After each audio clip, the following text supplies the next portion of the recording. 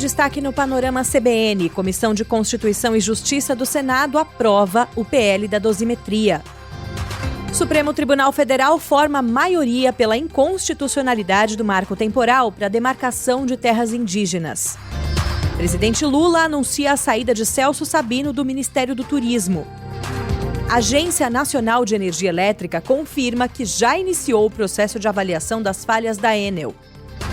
Paris Saint-Germain ganha do Flamengo nos pênaltis e é campeão da Copa Intercontinental. Panorama CBN. Oiê, você está agora em mais uma edição do Panorama. Eu sou Marcela Marcos e te conto em menos de 30 minutos as principais notícias do dia.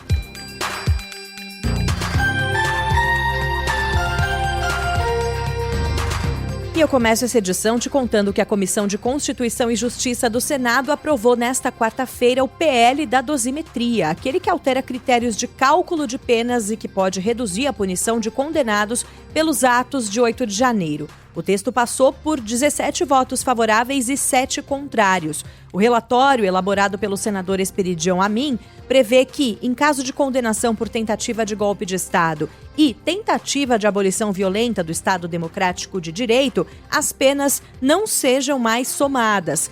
Passa a prevalecer somente a pena mais grave, o que pode resultar em reduções significativas no tempo de prisão. A mudança tem potencial para beneficiar diretamente o ex-presidente Jair Bolsonaro. Segundo o relator do projeto na Câmara, o deputado Paulinho da Força, com as novas regras, Bolsonaro poderia cumprir cerca de 2 anos e 4 meses em regime fechado, e não 27 anos e 3 meses, considerando também eventuais abatimentos legais, como tempo de prisão domiciliar e redução por estudo. Antes da decisão, Esperidião Amin tinha dito que continua defendendo uma anistia aos envolvidos no 8 de janeiro, entre eles o próprio ex-presidente, mas que ele iria se ater ao texto que prevê a redução das penas. O sentido deste projeto de lei não é abrir a porta. E se foi aberta alguma porta para crimes como rufianagem, para coerção, exploração sexual, isso tem que ser fechado. O céu, para nós, é anistia. Este projeto, livre desses contrabandos, ele é o primeiro degrau da escada. Mas um primeiro degrau que não é que satisfaça, traz um alento. Já o senador Flávio Bolsonaro, filho do ex-presidente, aproveitou ainda os debates para criticar as condenações do pai e dos demais réus pela primeira turma do STF. Todos foram julgados por vingança, por juízes que são inimigos de Bolsonaro. É como se tivesse um conjunto de ministros argentinos para decidir quem é maior, Maradona ou Pelé. Todos sabem que o resultado seria Maradona é mais grande que Pelé, porque é um julgamento viciado.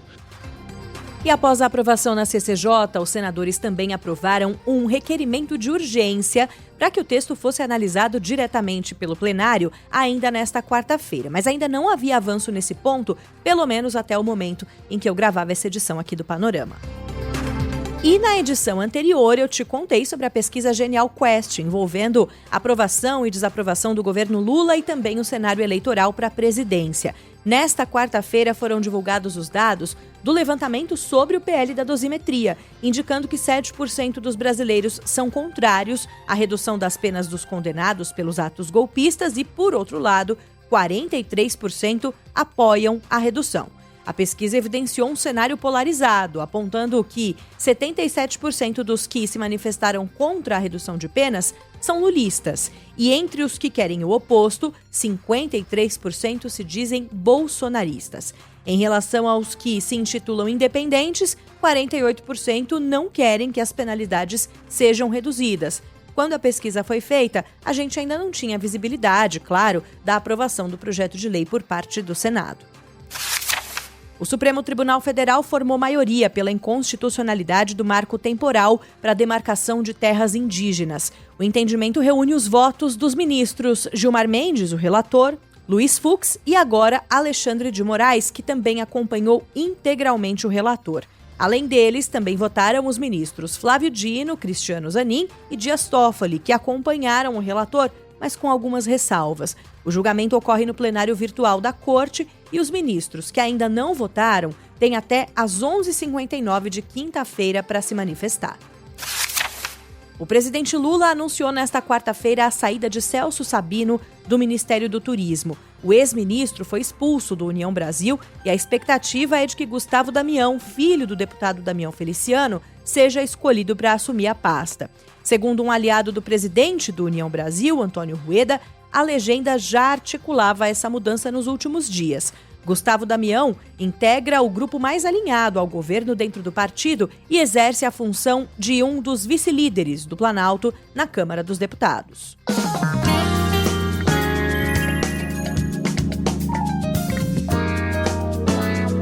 Agora, para a gente dar uma passada pelo noticiário econômico, o ministro da Fazenda, Fernando Haddad, afirmou que o governo Lula tem uma relação difícil com o mercado financeiro, porque alguns indicadores de melhora das contas públicas não são reconhecidos, segundo ele. A declaração foi dada durante uma reunião ministerial na Granja do Torto, em Brasília.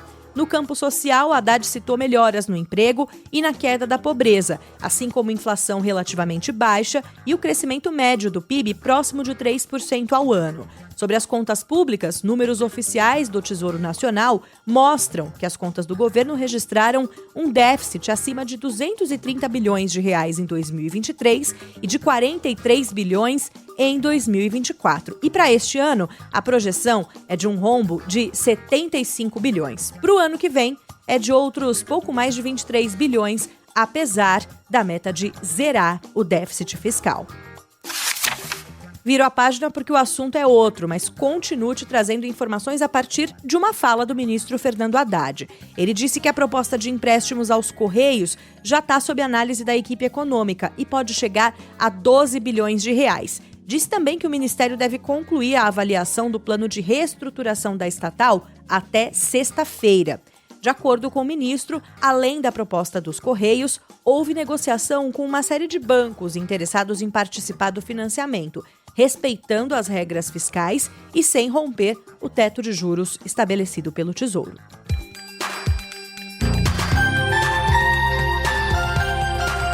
E a Agência Nacional de Energia Elétrica confirmou que já iniciou o processo de avaliação das falhas da Enel. Essa etapa pode levar à abertura de um procedimento de caducidade do contrato de concessão, diante de toda a crise do apagão que ocorreu em São Paulo, do qual Bianca Santos e eu temos falado bastante por aqui. Em nota, a ANEEL informou que as interrupções recentes serão analisadas dentro do processo de monitoramento aberto após o apagão de outubro de 2024, que deixou mais de 3 milhões e 100 mil imóveis sem energia. Ainda segundo o órgão, já foi emitido um termo de intimação referente às interrupções registradas no ano passado, medida considerada preparatória para uma eventual recomendação de caducidade ao Ministério de Minas e Energia. O prefeito de São Paulo, Ricardo Nunes, afirmou que conversou com o diretor-geral da ANEEL, Sandoval Feitosa Neto, para entender o rito do processo. Segundo Nunes, o presidente da agência garantiu celeridade na análise, embora não tenha estabelecido prazos formais. Na terça, Nunes e o governador Tarcísio de Freitas receberam o ministro de Minas e Energia, Alexandre Silveira, em uma reunião fechada no Palácio dos Bandeirantes. O prefeito disse que o ministro chegou ao encontro incomodado com a cobrança pública feita ao presidente Lula na semana passada, durante um evento em São Paulo, enquanto 500 mil de imóveis estavam sem energia. O encontro marcou uma mudança de postura de Silveira em relação à própria Enel. Diferentemente de crises anteriores, o ministro não defendeu a concessionária e fez críticas à atuação da empresa, sinalizando alinhamento com o Palácio do Planalto. Em episódios anteriores, como no apagão de setembro, Silveira disse que Nunes e Tarcísio estavam chorando por São Paulo. O prefeito afirmou que tratou o assunto de forma respeitosa com o governo federal, destacando que tem a obrigação de defender a cidade. Lembrando que na reunião, o ministro queria fazer um grupo de trabalho. O Tarcísio e eu, a gente não concordou com o grupo de trabalho, porque isso acabava fazendo com que reuniões fossem se estendendo. O ideal seria fazer a intervenção, mas no conjunto acho que a gente conseguiu ter uma grande vitória, que é o compromisso de fazer a caducidade. Isso o ministro falou ontem, que eu não fui respeitoso com o presidente Lula. E isso eu tenho muita tranquilidade, porque obviamente jamais seria desrespeitoso. Porque até então o discurso dele era defendendo, dizendo que eu chorava, que o governador chorava. Agora mudou, até foi muito bom a reunião ontem, né? O ministro mudou de posição, isso é bom, tenho esse reconhecimento da minha parte.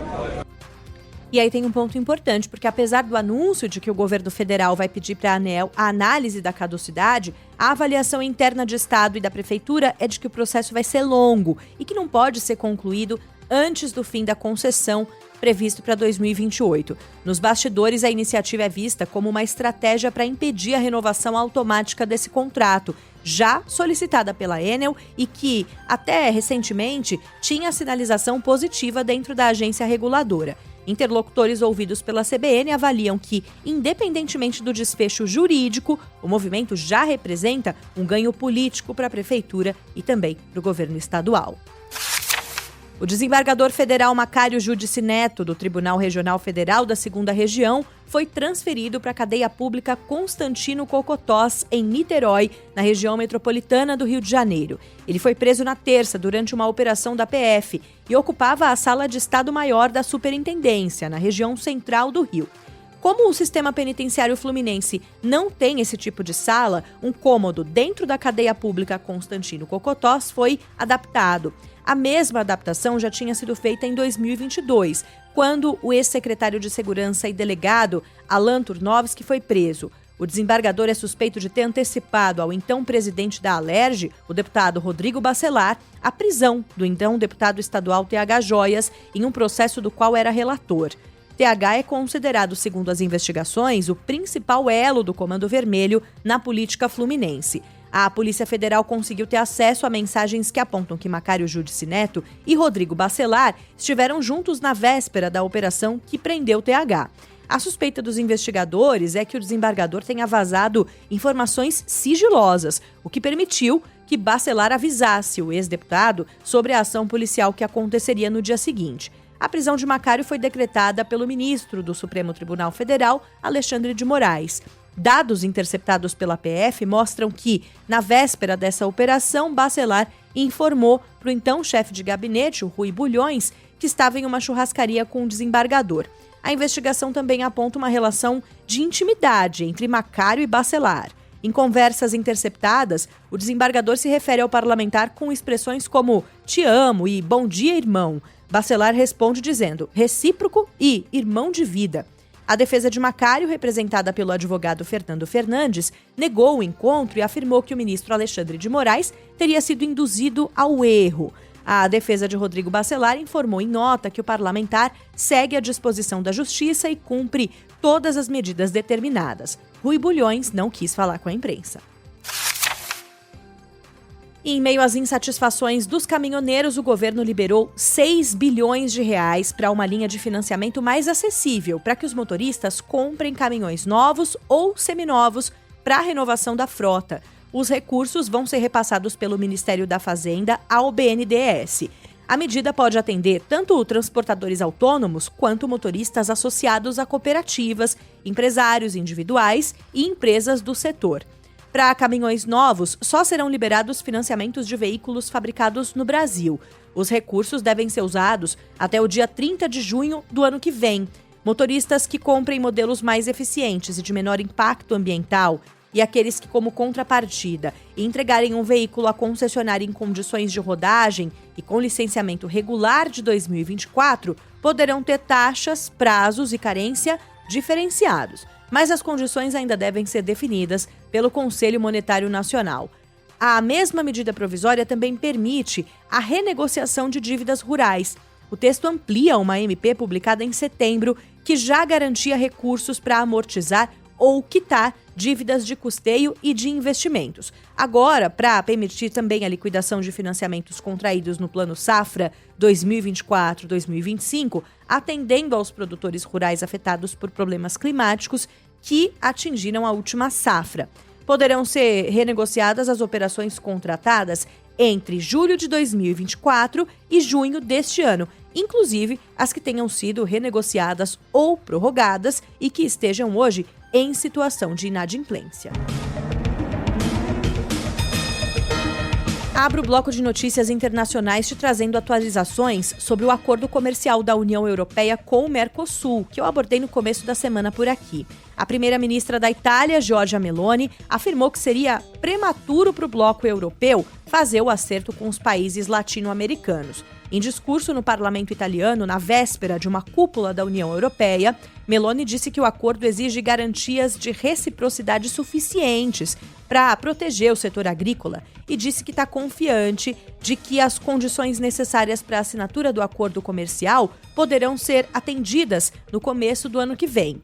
A França também declarou que vai se opor firmemente a qualquer tentativa da União Europeia de avançar com o acordo comercial com o Mercosul. A posição foi comunicada pelo presidente Emmanuel Macron durante uma reunião de gabinete, segundo informou um porta-voz do governo francês. Na terça-feira, o Parlamento Europeu aprovou os mecanismos de salvaguarda para importações agrícolas relacionadas a esse pacto negociado há 26 anos. Mas o texto é mais rígido em relação à proposta original da Comissão Europeia. Essa proposta original tinha formulado as salvaguardas em setembro. Aí, houve mudanças e os parlamentares precisam negociar, então, um novo texto. E a gente tem te informado aqui no Panorama sobre o embate entre Estados Unidos e Venezuela. E o secretário-geral das Nações Unidas, Antônio Guterres, pediu nesta quarta-feira uma desescalada imediata entre os dois países. Pediu também que os países tenham moderação neste momento de tensões acirradas. Guterres e o líder venezuelano, Nicolás Maduro, conversaram por telefone. Mais cedo, Maduro fez uma participação em um evento repetindo a frase "No war, yes peace", ou seja, não a guerra, sim a paz, que estava inclusive em um boné que ele usava. Ele mostrou uma versão roqueira de um dos próprios discursos, justamente repetindo essa frase. No início do vídeo, ele chega a dizer: "Vocês sabem que eu gosto de rock". O momento ocorreu no mesmo dia em que o presidente dos Estados Unidos, Donald Trump, admitiu que a ação que promove no Caribe não tem como foco só o combate ao narcotráfico. Ele falou isso, ao dizer que a Venezuela está cercada pelo que chamou de a maior armada já reunida na história da América do Sul. Trump escreveu na rede social Truth Social que o exército americano vai permanecer na região até que devolva aos Estados Unidos da América, palavras dele, todo o petróleo, terras e outros bens que lhes roubaram. A ministra da Agricultura da França, Annie Genevard, pediu calma diante da revolta dos produtores rurais com a crise sanitária que atinge o setor. Na noite de terça-feira, ela anunciou a vacinação de 750 mil cabeças de gado e a criação de um fundo de apoio de mais de 10 milhões de euros para pequenos agricultores. Mas a medida foi considerada insuficiente por alguns sindicatos. Os agricultores continuavam bloqueando as principais estradas de transporte de mercadorias no sul do país e interrompendo o tráfego ferroviário entre as cidades de Toulouse e Narbonne, na mesma região. A mobilização tem como alvo principal as medidas do governo para conter a epidemia de dermatose nodular contagiosa bovina.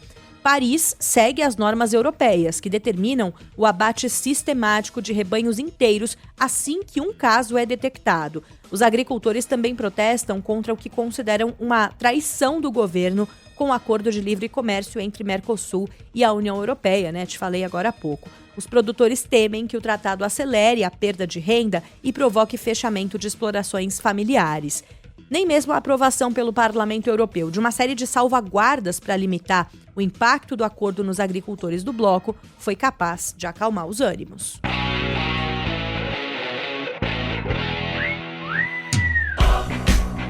Claro que o meu destaque é a decisão entre Flamengo e PSG. Foi com emoção. O rubro-negro tentou, batalhou, levou a decisão da Copa Intercontinental para os pênaltis, mas não conseguiu ser campeão mundial pela segunda vez. O clube brasileiro empatou com o francês por 1-1 no tempo regulamentar. Mas, na hora das penalidades, viu brilhar a estrela de Safonov, que pegou 4 penalidades para dar o primeiro título mundial para o Paris Saint-Germain. Saúl, Pedro, Léo Pereira e Luiz Araújo desperdiçaram as cobranças. Aí que Kvaratskhelia e Jorginho marcaram os gols. O Flamengo agora soma o segundo vice-campeonato. Eu vou fechar esse bloco de esporte com um destaque sobre rodas, hein? Que tal? É que a Fórmula 1 e a Federação Internacional de Automobilismo revelaram nesta quarta-feira novas imagens de como vai ser o carro da categoria em 2026. Os novos regulamentos técnicos e de motores da F1 vão ser introduzidos no ano que vem com grandes mudanças. Os principais conceitos já tinham sido divulgados no ano passado. O carro do novo regulamento vai ser menor e mais ágil, e sem aquele sistema que auxilia nas ultrapassagens, o DRS. E tem um grande apelo por sustentabilidade, viu? Porque o motor vai ser metade elétrico, metade a combustão interna e com combustível 100% sustentável. A aerodinâmica ativa para atender aos requisitos de gestão de energia das novas unidades de potência e mais segurança por meio de estruturas fortes também fazem parte do que foi divulgado sobre o carro do ano que vem. Panorama CBN. Antes de continuar, convido você a mandar mensagem para o Panorama. Meu e-mail é marcela.marcos@cbn.com.br. Lá no Instagram é só procurar por Marcela Demarcos. Você também pode, claro, deixar uma mensagem lá no Spotify, como fez o Luiz Moraes Júnior, que nos ouve todos os dias. Ele disse o seguinte: o Panorama CBN, palavras dele, hein? É sinônimo de informação clara, precisa e confiável. Obrigada, Luiz, pelo reconhecimento, viu? Agradeço em nome de toda a nossa equipe. E aos demais ouvintes, espero pelas participações de vocês para me contarem, inclusive, em que contexto vocês nos ouvem. Sei que tem muita gente que ouve na volta para casa, por exemplo. É seu caso? Pode me falar, que eu vou contar aqui para os outros ouvintes. Vamos falar de cultura? Bom, na verdade eu abro a página com um destaque que também estampou a editoria de economia do noticiário ao longo desta quarta-feira. A Netflix celebrou a decisão do conselho da Warner Bros. Discovery, que rejeitou uma oferta feita pela Paramount Skydance no valor de mais de 108 bilhões de dólares. Em uma nota oficial divulgada pela companhia de streaming, um dos CEOs, o Ted Sarandos, afirmou que o conselho da Warner reforçou que o acordo de fusão da Netflix é superior e que a compra é do melhor interesse dos acionistas. Segundo o comunicado da Warner, a decisão ocorreu porque a empresa não conseguiu fornecer garantias financeiras adequadas. O ponto é que a decisão do conselho da Warner reforça a posição favorável à venda do conglomerado para a Netflix, que, no dia 5 de dezembro, anunciou um acordo para adquirir os estúdios de TV e cinema e a divisão de streaming por 72 bilhões de dólares. Só que aí, 3 dias depois, a Paramount apresentou a oferta hostil, como é chamada, uma negociação que ocorre quando uma empresa tenta comprar a outra sem o apoio da diretoria ou do conselho da organização que é alvo da aquisição. Esse assunto ainda vai ter muitos desdobramentos.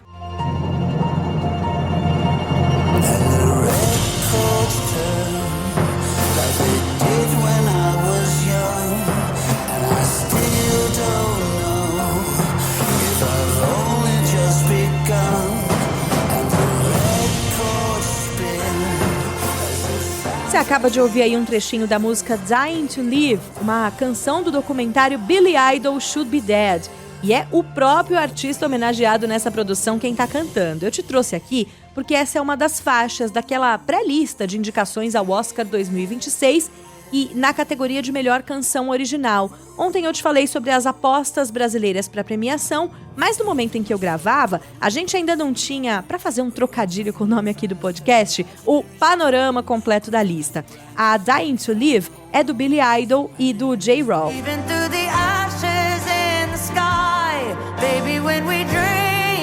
Outras possíveis indicadas são Dream as One, da cantora Miley Cyrus, essa aí que você tá ouvindo, que foi pro filme Avatar, Fogo e Cinzas, e Drive, de Ed Sheeran, John Mayer e Blake Slavsky, pro F1, que tem Brad Pitt como protagonista.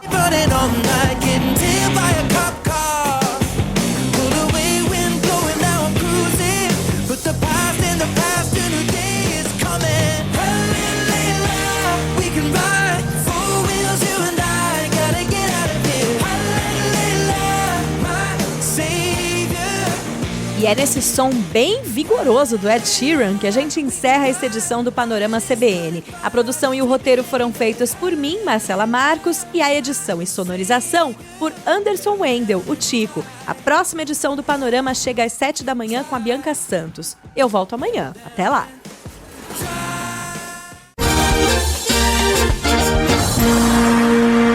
Panorama CBN.